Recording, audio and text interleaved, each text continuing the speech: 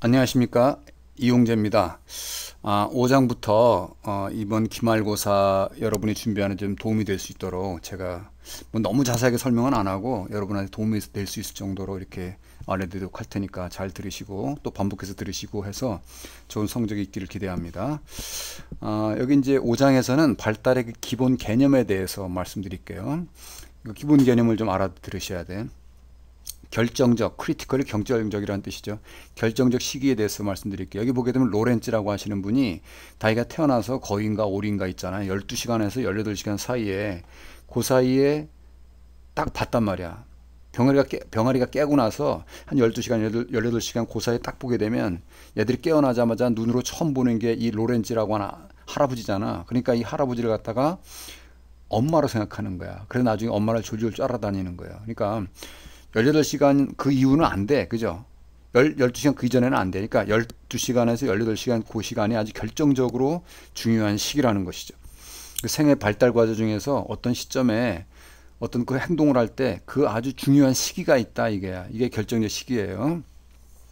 교육에 있어서도 아주 결정적인 시기가 있어요. 그래서 사춘기 이전에 이게 그 원어민 사회에서 배우게 되면 애가 원어민처럼 얘기를 하죠. 그죠? 그런데 20살 넘어서 뭐 미국에 LA 가거나 어디 하거나 하더라도 거기서 그 영어를 원어민처럼 하기는 쉽지 않아요. 예. 그래서 그 시기, 언어에서도 중요한 시기겠다. 결정적 시기였고요. 그 다음에 이제 피아제의 그 발달 단계에서 감각운동기, 전조작기, 구체적조작기, 형식조작기가 있는데 이거 다 알면은 복잡하니까 기본 개념 정도 알아두도록 하죠. 대상 영속성, 자기중심적 사고, 그 다음에 보존 개념 이런 것들에 대해서 한번 알아볼게요. 대상 영속성이라고 하는 건 그 대상이 영속해서 거기에 있다 그런 얘기입니다. 그 아이가 인형을 갖고 놀고 있잖아. 근데 인형 갖고 놀고 있는데 딱 가렸어. 그러면 안 보이잖아. 안 보여도 계속 그 대상이 영속해서 거기에 있다라고 여러분 다 그렇게 생각하죠, 그죠? 안 보여도 있는 거잖아, 그지? 그렇지만 이 아이들은 처음에 안 보이면 없는 건 줄 알아. 그때는 대상 영속 개념이 없는 것이죠. 그 다음에 그 보존 개념입니다. 여기 보게 되면 A, B, C 그릇이 있는데 여기 B에 있는 걸 갖다가 C에 따로도 그 물의 양이 그대로 보존되어 있죠. 그죠? 예. 그릇이 다르더라도 그 양이 그대로 보존되어 있다라고 하는 개념이 보존 개념입니다. 근데 이거 아이들이 처음에는 이런 개념이 없더라 이거예요. 그죠? 예. 그릇이 크니까 끼르니까 씨가 더 많아요. 이렇게 생각하는 경우가 있어요. 그 다음에 이제 자기 중심성이 되는 거예요. 여기 보면은 아이들이 그 선생님이 물어보는 거죠. 내가 지금 이 산을 보고 있는데 어떤 모습이지? 이렇게 물어보게 되면 이 꼬마아이는 자기가 지금 보고 있는 그 장면을 선생님이 보고 있다고 생각을 해. 이게 자기 중심성이에요. 그 너무 이기적인 게 아니라 아이들은 그 생각이나 인지 능력이 아직 그거밖에 안 되는 거야. 그죠? 그 역지사지 상대방의 입장에 생각해보라. 이게 안 된다고. 의도가 나빠서가 아니라 그렇게 안 되게 돼 있어. 이게 이제 아이들이 자기중심성이라고 하는 거고요. 6장입니다. 학습과 행동인데요. 여기서 이제 가장 중요한 게 먼저 고전적 조건 형성이 되겠습니다. 조건 형성 전에는 그 먹이 있잖아요. 고기 같은 거. 그걸 주면 얘가 침을 흘려요. 고기는 모든 동물이 무조건 다 침을 흘리게 만드는 자극입니다. 그래서 여기 고기는 무조건 자극이고 침은 무조건 반응입니다. 여기 이제 종소리는 아무런 의미가 없어요. 종소리 들릴 때 침 흘리는 개는 정신병인 개지. 그런 건 없어, 처음에는. 조건 형성전에는. 그러나 이제 조건 형성, 이제 학습을 시킬 때는 어떤 거냐면 종소리 딸랑딸랑하고 먹이를 같이 붙여서 연합해서 주죠. 그럼 얘가 침을 흘리죠. 먹이가 있으니까 그치? 침을 흘린단 말이야. 종소리 딸랑 먹이 하면 계속해서 침을 흘리게 돼요. 이걸 반복하다 보게 되면 이제 얘가 뭘 배웠냐면 나중에 종소리만 들어도 얘가 침을 흘려요. 예. 종소리는 이전에 이 개에게는 전혀 의미가 없었던 것인데 이전에 고기랑 연합해서 조건 학습을 했잖아. 그러니까 나중에는 이 종소리만 들어도 침을 흘리게 됩니다. 그러니까 이게 종소리를 듣고서 침을 흘린다. 이거 새로운 걸 배운 것이죠. 그죠? 이렇게 이제 조건 형성 이 세 과정을 좀 알아두시고 그다음에 속어입니다. 소거가 뭐냐면은 소화기 있잖아요. 불 끄는 거. 그거에 태워버렸다. 거는 제거해서 태워서 없애버렸다는 얘기예요. 이렇게 종소리만 들려도 먹이가 종소리 들려주고 먹이하고 침 흘리는 걸 배웠었잖아요. 그런데 나중에 먹이를 안 주고 계속 종소리만 들려주면 얘가 속았다 이렇게 생각하는 거야. 그래서 얘가 침을 안 흘리게 됩니다. 그래서 그 침 흘리는 반응이 사라져 버렸다 그래서 소고라고 합니다. 여기 보게 되면 종소리로도 먹이를 안 주네 이렇게 생각하는 거죠. 그래서 처음에는 획득에서는 그 침 흘리는 걸 획득하다가 2일, 3일, 4일, 5일 지나면서 점차 그런 반응이 없어지게 됩니다. 이걸 소거라고 그래요. 그러면 나중에 이제 한 달 정도 지났다가 만약 동소리를 딱 들려주잖아요. 그럼 얘가 침을 조금 흘립니다. 예. 자발적으로 다시 침 흘리는 반응이 회복됐다 이거지. 그래서 이걸 갖다 뭐라고 그래? 자발적 회복이라고 하는 것입니다. 이거 고전적 조건 형성은요. 고전적 조건 형성은 응용 범위가 있는데 이제 우리가 그 감정 있잖아요. 정서 반응, 공포, 사랑, 증오 이런 것들도 고전적 조건 형성으로 이루어진다라고 해요. 왓슨이 이제 엘버트라는 아이를 가지고 실험을 했는데 처음에는 흰 쥐 있잖아요. 흰 쥐를 보고 뭐 만지고 뭐 공포 같은 게 없었어요. 그런데 큰 소리를 들려주고 흰 쥐를 보여주고 큰 소리랑 흰 쥐를 갖다 이게 연합해서 주잖아요. 그럼 얘가 무서울 거 아니야. 공포감을 느낄 거 아니야. 그때는 나중에 이제 흰 쥐만 보여줘도 공포감을 느낍니다. 처음에는 흰 쥐에 대한 공포가 없었다가 큰 소리랑 연합이 되다 보니까 나중에는 흰 쥐만 보여줘도 공포가 나오는 것이죠. 한 걸음 더 나아가서 얘가 흰 거는 다 무서워해. 흰 옷 입은 간호사를 무서워하는 것이죠. 이렇게 해서 나중에 공포라고 하는 개념이 일반화되기까지 하게 됩니다. 하여튼 정서 반응도 고전적 조건 형성으로 이루어진다. 그 다음 광고입니다. 예, 광고. 이것도 이제 고전적 조건 형성으로 우리가 하고 있는 건데요. 예를 들어서 우리 그 김연아 있잖아요. 김연아는 아주 되게 예쁘고 그죠? 피겨스케이팅 잘하고 하니까 이게 김연아는 무조건 좋아. 무조건 좋은 자극이야. 그럼 사람들이 무조건 호감을 가져요. 그죠? 무조건 자극에 무조건 반응을 합니다. 그리고 이거 이제 학습할 때는 김연아하고 중립자하고 커피를 연결해 줍니다. 그럼 호감을 갖죠. 김연아 커피 호감, 김연아 커피 호감. 그럼 나중에는 홈플러스나 이런 데 가가지고 커피만 사요. 커피만 보더라도 김연아가 떠오를 거 아니야. 물론 이제 김연아 광고가 있긴 하지만 없다 하더라도 그 커피에 대해서 호감을 갖게 됩니다. 이렇게 함으로써 그 학회사에서는 자신들의 그 팔려고 하는 여기서는 커피죠. 그런 것들을 갖다가 잘 그 좋은 호감을 얻게 하기 위해서 이런 고전적 조건 형성 원리를 사용하고 있는 것입니다. 조작적 조건화에서 여기 이 표를 잘 기억하고 계세요. 여기 강화와 처벌이 있습니다. 강화는 어떤 걸 했을 때 그걸 더 행동이 더 강화되어서 더 많이 하게 된다. 여기서는 심부름을 더 많이 하고 더 많이 하잖아요. 그죠? 처벌은 그 행동을 안 하게 되는 것이죠. 예, 여기 보게 되면 장난이 줄어들고 장난이 줄어듭니다. 정적이란 말은 여기서 뭘 더해준다는 거고요. 부적인 것은 파란 글씨, 부적이라고 하는 건 뺀다는 얘기예요. 그래서 그 심부름을 했을 때 칭찬을 줘. 그럼 얘가 심부름을 더 하고 싶을 거잖아. 이런 경우는 칭찬을 준 것이죠. 이럴 때 행동을 더 많이 강화가 된 거죠. 이거는 정적 강화라고 합니다. 예. 예를 들어서 여기 이제 부적 강화는 뭐냐면은요. 싫어하는 거를 갖다 부적이란 말을 뺐다는 얘기야. 예를 들어서 여기 이제 그 운동장 10바퀴 뛰는 게 있어. 근데 심부름을 하는 사람은 그걸 갖다가 훈련을 갖다 면제시켜줘. 그러면 심부름 더 하려고 할 거 아니야. 이걸 뭐라 그래? 부적 강화라고 합니다. 부적 강화. 처벌은요. 좋은 걸 뺏어 버리는 거예요. 예. 아니 먼저 처벌이랑은 좋은 걸 뺏는 경우도 있고 싫어하는 걸 주는 경우도 있습니다. 정적 처벌은 뭐냐면은요. 얘가 이제 짓궂은 장난을 하잖아요. 그러면 이제 벌점을 줍니다. 그죠? 뭘 줬어요? 정적으로 준 거죠. 벌을 줬다. 이렇게 처벌이 되는 거예요. 그래서 그러면 장난이 줄어들게 되는 것이죠. 그 다음에 부적 처벌은 뭐냐면은요.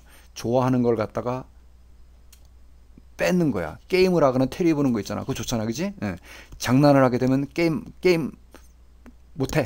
아니면 테레비 보지 마. 이렇게 되잖아요. 그럼 장난이 줄어들게 되잖아요. 이걸 갖다 부적 처벌이라고 합니다. 요 표를 기억하고 계세요. 관찰학습, 모방학습, 대리학습 다 그만한데 관찰이라고 하는 거는 다른 사람이 하는 걸 관찰만 해서라도 그걸 배운다는 거야. 응? 관찰만 하는 걸 통해서 배운다는 거죠. 관찰학습이에요. 모방학습은 본 것을 따라한다는 얘기고, 대리학습은 자기가 직접 행동을 안 하더라도 대리적으로 한다는 얘기야. 여기 이제 윗물이 맑아야 아랫물이 맑다. 위에서 하는 걸 보고 밑에 사람 따라하잖아요. 이제 그런 얘기인데, 여기 보게 되면 이제 아이들이 보보 인형을 있잖아요. 보보 인형을 자기가 먼저 때리고 이런 게 아니라 그 텔레비나 여기서 보니까 다른 사람이 왔을 때 보보 인형을 때리고 하는 걸 갖다 맨 위에 칸에서 봤어. 못 살게 우는 걸 봤어. 그러니까 아이들이 나중에는 자기가 그 본을 보인 사람이 했던 그대로 때리고 뭐 난리가 났다 이거야. 응? 응. 이거는 뭐냐면 자기가 직접 행동을 한 것이 아니지만 관찰한 것만 가지고서도 배웠다 이거야. 이걸 뭐야? 그래서 관찰 학습이라고 하는 것입니다. 그 다음에 이제 7장으로 잘 나가네요. 7장 행동의 생리적 기초입니다. 여기 이제 뭐 신경기 하면은 두뇌 뭐 오늘 복잡해요. 그런데 전두엽, 두정엽, 후두엽, 측두엽은 요즘에 뭐 인터넷이나 뭐 텔레비에 많이 나오고 하니까 기본적인 거 알아둬야 되죠. 전두엽이라는 얘기는 전, 앞에, 두, 머리, 옆, 낙엽 모양의 앞머리라 이게. 두정엽은 정수리 부분 윗부분이고, 후두엽은 후, 뒷부분, 뒤통수 있는 부분이란 말이에요. 측두엽은 옆에 있는 옆통수, 그지? 예. 전두엽은 나중에 이렇게 발달한 거예요. 이렇게 통제하고 이렇게 그 가장 의사결정하고 하는 그런 중요한, 사람에게 가장 중요한 부분 중에 하나죠. 전두엽이고, 두정엽은 그 정수리 부분이 있는데 거기 신체 감각을 담당하고 있습니다. 예, 공간 지각 뭐 이런 위치 부위들이 그걸 갖다 담당하는 부위가 있어가지고 신체 촉각 이런 신체 지각을 담당하는 부분이 두정엽이다. 그 다음에 이제 후두엽은 뒤통수거든요. 거기는 이제 보는 거를 처리합니다. 시각 중추, 비주얼 센터. 여기 이제 보는 걸 담당하고 있어가지고 사물의 위치, 모양 이런 것들을 갖다 분석하는 거가 후두엽이 되고요. 측두엽은 그 옆에 귀 옆이잖아요. 귀 옆은 뭐야? 청각 피질이 있는 거지. 듣는 거야. 듣는 것을 담당하고 그 왼쪽 그 측두엽 부분에서는 이제 언어를 담당하는 그런 그 부위가 되겠습니다. 이거 알아두시고. 그 다음에 신경계는 중추신경계랑 말초신경계가 있어요. 중추신경계는 뇌와 척수가 있고요. 말초신경계는 중추신경계의 뇌에서 나온 뇌신경, 척수에서 나온 척수신경이 있습니다. 뇌신경, 척수신경은 중추신경계가 아니라 말초신경계예요. 이렇게 해부학적으로 되어 있고, 이 말초신경계는 그 기능을 볼 때, 그죠?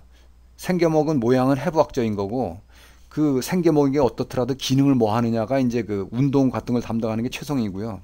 우리 몸이 내가 생각을 하지 않고 하더라도 자율적으로 뭐 심박률 뛰고 호흡하고 하는 거 일일이 생각하지 않잖아. 지가 자율적으로 알아서 하지. 그래서 자율신경계라고 하는 것이죠. 자율신경계는 고감신경과 부교감신경이 있습니다. 체성신경, 소매틱이란 말이 체성이라고 하는데 이게 운동을 담당하는 거예요. 그죠? 예. 자극을 받아가지고 그 근육으로 반응하게 되는 이런 체성신경계가 있고, 자율신경계는 뭐 심장 뛰고 뭐 이렇게 호흡하고 하는 그런 거 있잖아요. 여러분 그 일일이 생각하지 않잖아. 예, 긴장하고 했을 때는 교감신경이, 약간 이완되고 했을 때는 부교감신경이 이렇게 작용을 하게 됩니다. 이게 자율신경계다. 체성과 자율신경계는 그 기능으로다가 말초신경을 구분한 거가 되겠습니다. 기억과 지각이 되겠습니다. 여기 그 기억의 세 가지가 부호와 저장, 인출이 있습니다. 부호와는 부호를 만드는 거죠. 부호가 코드거든요. 코드를 만들어서 인코딩이라고 그래요. 기억 재료를 기억의 체계로 들여보내는, 코드를 만들어서 보내는, 그죠? 컴퓨터로 말하면은 데이터를 키보드를 통해서 입력하는 거. 그 다음에 저장은 그냥 그야말로 스토리지에 저장하는 것이죠. 기억 재료를 갖다가 컴퓨터 같은 경우는 하드디스크 같은 거로 집어넣잖아요. 우리 머리에도 그 기억을 머리 두뇌 속으로 집어넣는다. 그 다음에 이제 나중에 써먹어야 되잖아. 여러분이 보고과정을 막 작성을 했다가 이제 그 다음날 꺼내야 되잖아. 인출한다 이거야. 그래서 기억에서 꺼내는 걸 갖다가 인출이라고 해요. 여기 기억 과정은 다중이란 말이 여러 개가 있다는 얘기야. 자극이 들어오잖아요. 그러면 그걸 갖다가 맨 처음에 담당하는 감각기억이야. 여기 한 수십만 개의 기억들 중에서 내가 주의를 기울이면 그 중에서 단기기억으로 넘어가요. 단기기억. 예, 여기에서는 이전에 매직 넘버 7이라고 그래가지고 용량이 7이라고 그랬어요. 예. 이거는 좀 시간이 아주 짧아요. 예, 뭐 엄청나게 그래 30분 아니 30초 뭐 이 정도거든요. 그런데 이것도 대부분 망각이 되죠. 주의를 대부분 망각이 되고, 이제 단기 기억에 있는 것도 뭔가 외워야 되겠어 하게 되면 시연, 리허설 한다고 그러거든요. 반복해서 이렇게 하고 이렇게 기억수를 이용하거나 이렇게 하게 되면 장기 기억으로 넘어가게 됩니다. 거기에 장기 기억이 간다 하더라도 이게 망각이 될 수가 있어요. 여러분 시험 공부 많이 하지만 막상 시험 보려고 하면 기억이 안 나잖아. 응? 응. 장기 기억에 있는 게 망각이 안 됩니다. 장기 기억의 용량은 무제한 양의 정보가 저장될 수가 있습니다. 그런데 그 기억된 게 잃어버려지잖아. 그 잃어버려지는 게 여기 이제 여러 가지 원인이 있는데 그 중에 하나가 간섭이에요. 경제학을 공부하고 심리학을 공부하고 경제학 시험을 치른다. 그러면 어때요? 두 번째 심리학을 공부했던 게 앞에 경제학 공부에 영향을 미치겠지. 그러니까 뒤에 거꾸로 한다. 역행성 간섭이라고 그래요. 새롭게 배운 심리학이 이전에 경제학을 갖다 간섭을 해버렸잖아. 그래서 이걸 갖다가 역행성 간섭이라고 하고요. 심리학, 경제학 공부하고 경제학 시험 본다 하면은 앞에 있는 심리학이 뒤에 있는 경제학에 간섭을 하게 되는 것이죠. 이걸 갖다가 무슨 간섭? 순행성 간섭이라고 해요. 예, 간섭을 해가지고 망각하게 된다. 뭐 여러 가지 다른 것 중에 하나 제가 있는데 이 중에서 간섭만 말씀드립니다. 그 다음에 이제 지각을 볼게요. 지각은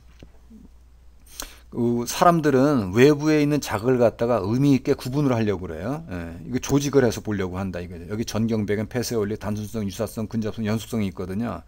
여러분이 제가 이제 그림 같은 걸 보여주고 나면 이거 뭐냐 하게 되면 여러분 찾을 줄 알아야 돼. 한번 보십시오 여기에. 예. 이렇게 원리가 있습니다. 그 다음에 양한 단서가 있는데 이게 양한이라면 양쪽 눈이란 얘기야. 양쪽 눈을 그리고 양쪽 눈이 부등 등은 등식 똑같다는 얘기, 부는 똑같지 않단 말이야. 앞에 있는 걸 갖다 볼 때 왼쪽 눈 감고 오른쪽 눈 감고 보면 약간 다르잖아요. 그죠? 예. 3D 영화 이렇게 같은 것도 보게 되면 얘가 겹쳐 보이게 막 이렇게 만들고 그랬어요. 예. 이거는 깊이감을 느끼게 하기 위해서 보여주는 것입니다. 여기 양한 단서 있죠. 그죠? 여기 이제 그 파리 같은 거, 벌레인가 모르겠는데 그걸 볼 때 왼쪽 눈, 오른쪽 눈 약간 딱 맞질 않아요. 약간 겹쳐지기 때문에 여러분 이제 3D 애니메이션 같은 거 그랬잖아요. 약간 겹쳐 보이잖아요. 그걸 통해서 안경 쓰고 보게 되면 입체감이 느껴지는 것입니다. 예, 이렇게 해서 깊이 지각은 양한 부등이 있고 뭐 단한 눈 하나 가지고 하는 거 그건데는 하지 않겠습니다. 그 다음에 이제 동기와 정서를 보도록 하겠습니다. 성취 동기는 여러분한테 내가 항상 강조를 하잖아. 그지? 뭔가 하려고 하는 그런 동기가 필요하다 이거야. 나는 운동을 해가지고 공부를 못한다. 그런 생각하지 말고 이룰 수가 있어. 성취할 수 있어. achievement. 이런 게 있는 사람은 자기가 그걸 설정하고서 만족을 느끼게 됩니다. 경쟁적인 사회에서 자신감을 갖고 일을 하고 압력에 굴하지 않고 어떤 일이 있어도 그걸 극복해 가려고 하잖아요. 그죠? 예.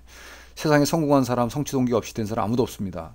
여러분들도 이번 시험부터 그리고 다른 모든 것도 이 동기를 가지고 임하시면 되겠습니다. 성취 동기가 강한 사람 이게 12가지 습관이 있는데 한번 읽어보세요. 예.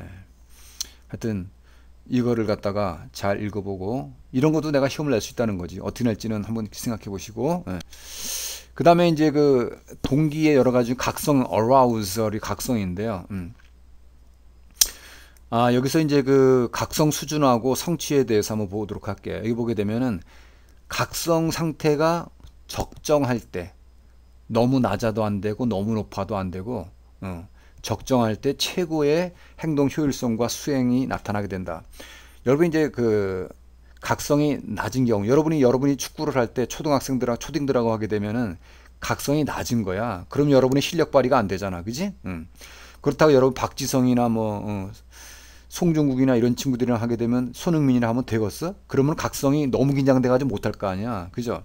그래서 여러분 뭐 숭전 체육대회나 이런 데 할 때 여러분과 비슷한 그런 수준의 적정 수준에 있을 때 여러분이 뭔가를 보여주게 되잖아. 그지? 예. 그래서 적성 수준의 상태일 때 최고의 성취가 나타나게 된다. 아시겠죠? 그 다음에 정서 이론이 있습니다. 제임스 랑의 이론이 있는데요. 이거는 뭐냐면은 자극이 나타나게 되면 특정한 생리 상태가 나타나게 됩니다. 그 다음에 정서가 나타나게 되는 거죠. 우리가 보통 그렇게 생각하잖아요. 그죠? 슬프기 때문에 운다라고 생각하잖아. 그건 보통 통념인데 그게 아니라 여기서는 제임스 랑의 이론은 울다 보니까 슬퍼진다. 이런 것이죠. 예. 웃는 얼굴에 웃다 보면 즐거워진다는 얘기죠. 화난 얼굴로 가면 불쾌한 기분이 된다. 이걸 안면 피드백 가설이라는 거. 얼굴이 피드백을 준다는 거야. 웃다 보게 되면 두뇌에서 그죠? 기분이 좋아서 웃던 그냥 좋던지 간에 웃으면은 얘가 억지로라도 웃다 보면 즐겁게 된다 이걸 뭐라고 그래? 안면 피드백 가설이라고 그래요. 안면 피드백 가설은 제임스 랑의 이론을 갖다가 얘기해 주는 가설 중에 하나가 되겠습니다. 그 다음에 캐논 바트 이론이 되겠습니다. 이게 보게 되면은 자극이 여기 곰이 나타나잖아요. 곰이 나타나게 되면은 얘가 감정적으로 감정적으로 그 공포가 나타나고 또 심장이 뛰고 막 떨리고 막 땀나고 막 그러잖아. 이게 특정 생리 상태랑 정서가 동시에 나타난다라고 보는 것입니다. 그죠? 예. 우는 것과 슬픈 것은 동시에 일어난다. 이게 뭐야? 캔논 바트 이론이 되겠고요. 그다음 샤크터의 이요인 이론이 되겠습니다. 여기는 곰이 이게 주어지게 되면은 얘가 이제 그 심장이 막 뛰고 땀 흘리고 막 이러잖아요. 이게 각성이 되잖아요. 그러면 얘가 내가 지금 왜 이렇게 땀을 흘리고 심장 박동이 나고 그러는 것이지? 아, 내가 두려워서 그런 거구나 라고 인지적인 해석을 하게 되는 것입니다. 자극이 오게 되면 각성이 나타나고 그걸 갖다 해석해 가지고 그러니까 내가 두려운 거보다 라고 정서가 나타난다는 것이죠. 방금 전에 캐논 바또 이론은 각성하고 그 다음에 정서를 갖다 같이 일어나는 거 봤잖아요. 여기서는 인지적인 해석, 환경적인 사회적 요인이 이런 게 들어가게 되는 것입니다. 이거 샤트의 이요인 이론이 되겠습니다. 그 다음에 이제 마지막이네요. 여기 이제 이상행동인데 이것도 제가 이제 외울 거가 많겠는데 하나하나 보시죠. 여기 노멀하면 정상이고 앱노멀하게 되면 비정상입니다. 정상에서 벗어난 행동을 앱노멀 비하여 비정상 행동이라고 할 수가 있죠. 그래서 여러 가지 그 원인이 있는데요. 이게 비정상적인 행동은 현실에 적응하기가 힘든 그런 거가 볼 수가 있습니다. 이런 행동을 갖다가 조기에 발견을 해가지고 처치를 하거나 치료를 하거나 이런 식으로 해야 되겠죠. 여기 이제 이상 행동을 갖다 판별할 때 평균에서 벗어나는 경우, 예를 들어서 평균적으로 점수를 갖다가 다 70점 정도 맞았어. 근데 아주 그저 10점 이렇게 맞으려고 몇 명 있어. 걔들은 평균에서 벗어났죠. 그죠? 예. 이건 이제 이상하다라고 볼 수 있죠. 그런데 이상한 게 꼭 나쁜 거가 아닐 수도 있어요. 예를 들어서 평균이 70인데 어떤 애는 95점 맞았어. 그 가운데서 벗어났잖아. 평균에서 벗어났잖아. 그렇다고 나쁜 건 아니잖아요. 그죠? 예, 그러니까 평균에서 이탈한 것만 가지고 할 수도 없다. 이런 얘기를 하는 거고요. 그 다음에 사회 문화적 기준에서 볼 때 이런 것이 되겠습니다. 보통 이제 정상적이라고 하면은 사회에서 남봄에 문제가 안 될 때, 그럴 때를 갖다가 이제 정상적으로 보는 것이죠. 그걸 벗어나게 되면은 그걸 갖다가 이상행동으로 보는 거가 되겠습니다. 그러나 문화에 따라 가지고, 시대에 따라 가지고 다를 수가 있습니다. 옛날에는 부모한테 말대꾸하거나 하게 되면 이런 버릇없는 놈 이렇게 했잖아요. 근데 요즘에는 적정하게 대화를 해가지고 의견을 갖다 나타내는 그런 거에 대해서 문제 삼지 않잖아요. 이렇게 시대나 문화에 따라 가지고 달라질 수가 있다. 그 다음에 부정적 행동. 그 다음에 사회에서 적응을 제대로 못하면 이게 abnormal behavior, 비정상이다 이거야. 예. 적대적으로 반항하거나 뭐 공포가 있을 상황이 아닌데 공포가 있어. 그죠? 이런 거는 갖다가 사회에 적응을 못 하잖아. 그런 건 이상행동이 되겠습니다. 그 다음에 개인적으로 봐서 나는 좀 이상한가 봐.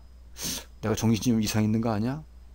내가 왜 이렇지? 이렇게 개인이 봤을 때 뭔가 이상하다고 느끼는 그가 될 수도 있고요. 또 하나 전문가 심리검사를 하거나 상담을 하다 보니까 이 친구가 심리평가나 이렇게 진단을 해보니까 전문가가 보기에 의사나 상담가가 보기에 뭔가 좀 이상한 것 같아. 하여튼 이런 식으로 해가지고 평균의 이탈, 사회문화적 기준 이탈, 부정적 행동, 개인적 기준, 전문적 준거 하에서 이상행동 판별 기준을 갖게 됩니다. 근데 이제 보통 이상행동이라고 하는 것을 완전한 양쪽 극단 이런 거라기보다는 완전히 다른 차원이라고 생각하기보다는 연속선상에서 있는 거를 보는 게 좋겠다라고 하는 것이 요즘의 주된 견해가 되겠습니다. 그리고 그 행동을 이해하기 위해서는 그 원인 이런 걸 잘 이해를 해서 파악을 해라. 그리고 이상행동 진단하기 위해서 다각적인 이해를 해라가 되는 것입니다. 그 다음에 이제 우울장애가 장애가 여러 가지 있는데요. 장애가 여러 가지 있는데 우울장애 같은 게 여기 이제 4개가 있네요. 파괴적인 기분조절장애, 주요 우울장애, 그 다음에 지속성 우울장애, 월경증 불쾌장애 같은 게 있습니다. 여러분 이제 여성분들 같은 경우는 이제 월경 전에 그죠? 예, 약간 우울한 경우 또 산후 우울증 같은 것도 있고 그렇잖아요. 여기 지속성 우울 장애 같은 건 최소한 2년 이상 걸릴 때에 이걸 갖다 지속성이라고 하는 것입니다. 요거 각각의 그 진단 특징하고 유형하고 이렇게 잘 기억하고 계셔야 돼요. 이 불안장애입니다. 불안장애도 마찬가지예요. 불안장애도 분리불안장애 뭐 여러 가지가 있습니다. 예. 분리가 되는 걸 불안해하고 그 다음에 함구증이 뭐냐면은 구가 입이니까 입을 특정 상황 그 선택적인 상황에서 말을 안 하는 거야. 한 달 이상 넘어가게 되면 함구증. 그 다음에 뱀이나 고양이나 그 특정적인 걸 무서워하는 어떤 친구들은 말이죠. 엘리베이터도 못 타. 폐쇄공포증이 있어가지고 높은 데로 못 올라가. 이런 공포증 같은 거. 그 다음에 다른 사람으로부터 평가받는 거에 대해 불안은 사회불안장애다. 여기 이제 공황장애가 아니고요. 공황입니다. 공황애가 무서워 이런 게 아니라 급작스럽게 엄습하여서 죽을 것 같은 강렬한 공포, 불안 이걸 갖다가 공황장애. 특정한 장소, 큰 공간에 대해서 그 공포스러운 걸 광장공포증. 그 다음에 범불안장애는요. 이게 호랑이를 무서워하는 게 아니라 범사에 모든 거에 대해서 일반적으로 이렇게 불안장애 느끼는 건 범불안장애라고 한다. 그 다음에 이제 먹는 거에 대해서 장애가 있는 경우가 있어요. 이식증, 이가 다를 이자거든. 먹으면 안 되는 종이, 치약, 뭐 흙, 머리카락 이런 거를 먹는 걸 이식증. 그 다음에 반추한다는 얘기, 그 소가 반추동물이라고 하잖아. 계속해서 반복해서 씹거나 토해하는 걸 갖다가 반추장애. 먹는 거를 회피하는 장애. 그 다음에 체중증과 비만에 대해서 두려움이 있어. 뭐 몸이 보니까 아주 날씬하고 좋구만. 자기 뚱뚱하다고 생각하는 거야. 그런데도 안 먹어. 이게 신경성 식욕 부진이 되고요. 그 다음에 폭식증.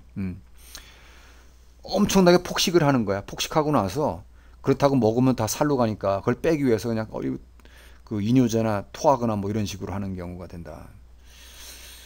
근데 폭식장애는 뭐냐면은요. 신경성 폭식증은 다시 그 토하는 거지만은 폭식장애는 토하질 않아. 엄청나게 먹어 막 스트레스 받을 때. 이게 폭식장애가 된다. 네, 여기 이제 한 30분 정도 강의를 했는데 그 시험 출제 유형은 객관식, 주관식, 단답형, 뭐 이전에 중간고사 본 것과 같은 형태로 보도록 하겠습니다. 하여튼 올 마무리 잘 하시고 하면 좋겠습니다. 예, 수고했습니다.